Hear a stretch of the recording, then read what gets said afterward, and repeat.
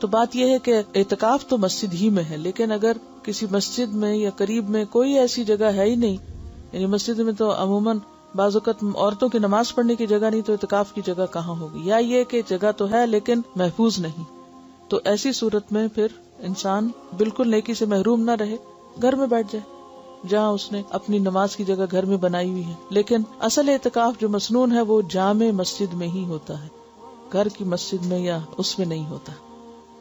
اب اس میں آپ سوچ رہے ہوں کہ کنفیوژن ہو گیا آپ کے، اچھا یہ ہوتا ہے یہ نہیں ہوتا، اسی لیے بہت سوال اٹھتے ہیں. اگر ایک بات آپ سمجھ لیں تو سارے کنفیوژن دور ہو جائیں گے.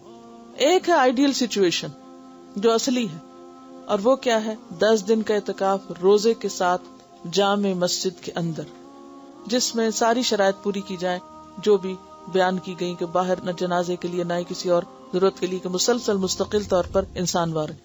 دوسری صورت یہ ہے کہ وہ کرنے کی، یعنی اس اعلیٰ درجے کی نیکی کی تو یا ہمت نہیں یا چانسز نہیں یا کوئی چوائس ہی نہیں یا کوئی فیسلٹی نہیں، تو اس صورت میں آپ کیا کریں؟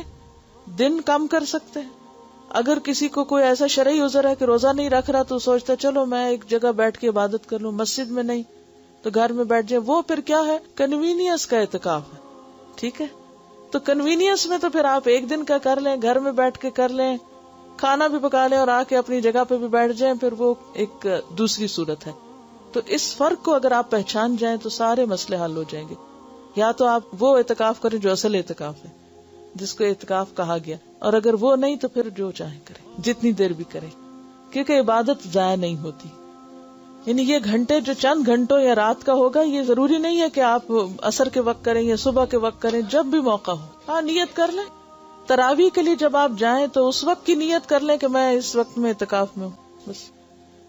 اصل میں فائدہ اس کا کیا ہے؟ یکسوئی سے عبادت کرنا، یہ اصل مقصد ہے. عورتوں کو بھی اعتکاف کرنا چاہیے. عن عائشہ رضی اللہ عنہا ان النبی صلی اللہ علیہ وسلم کان یعتکف العشر الاواخر من رمضان حتی توفاہ اللہ ثم اعتکف ازواجہ من بعدہ، رواہ مسلم. حضرت عائشہ رضی اللہ تعالی عنہا سے روایت ہے کہ نبی اکرم صلی اللہ علیہ وسلم رمضان المبارک کا آخری عشرہ 21 سے 30 رمضان تک اعتکاف فرمایا کرتے تھے، یہاں تک کہ آپ نے وفات پائی. آپ کے بعد آپ کی ازواج مطہرات نے اعتکاف کیا. اس سے مسلم نے روایت کیا ہے. اگر کسی کو اعتکاف کے لیے 10 دن میسر نہ آ سکے تو جتنے دن میسر ہوں اتنے دنوں کا ہی اعتکاف کر لینا چاہیے، حتیٰ کہ ایک رات کا اعتکاف بھی درست ہے، چند گھنٹوں کا بھی کر سکتے.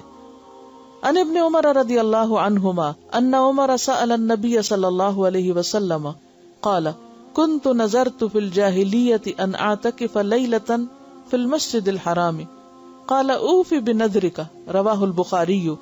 حضرت عبداللہ بن عمر رضی اللہ عنہ سے روایت ہے کہ حضرت عمر رضی اللہ عنہ نے نبی اکرم صلی اللہ علیہ وسلم سے پوچھا، میں نے زمانہ جاہلیت میں مسجد حرام میں ایک رات کا اعتکاف کرنے کی نظر مانی تھی، پوری کروں یا نہ کروں؟ یعنی دور جاہلیت میں ایسا سوچا تھا.